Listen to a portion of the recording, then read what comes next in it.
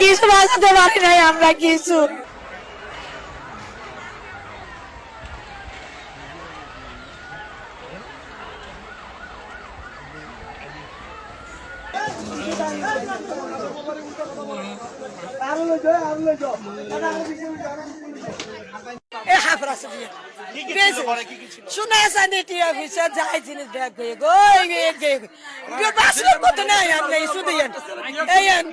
বাচ্চাটা মারা গেছে গেছে দুনিয়া তো এখন আর গেছে আর বাঁচলে মতন মারি ফেলে পারলে গলা মারি ফেলে বাঁচতে না।